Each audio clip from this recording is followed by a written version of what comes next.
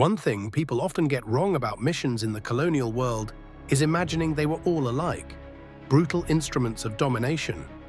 But what if some resisted imperial violence while still participating in cultural conquest?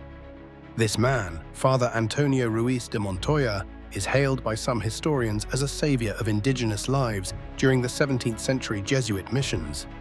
He helped develop self-governing townships known as reductions, where native Guarani peoples lived under a unique system. These reductions defied colonial norms and shielded indigenous populations from Portuguese slavers marauding across Brazil's western frontier. But here's where it gets complicated. The Jesuits weren't liberators operating outside empire. They negotiated with Spain, used royal charters, and enforced conversion to Christianity. While they protected bodies, they erased cosmologies. Some interpret this hybrid space as an early model of intercultural justice, while others argue it was assimilation. When colonial authorities realized these settlements wielded too much influence and economic success, conflict erupted. In 1767, the Spanish crown expelled all Jesuits from its territories, dismantling decades-old communities overnight.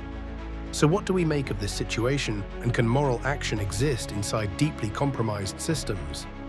Today, UNESCO hails several surviving Jesuit mission ruins as World Heritage Sites. But how should we interpret these symbols? Do they speak of religious harmony or echo a narrative of historical containment that can still resonate today?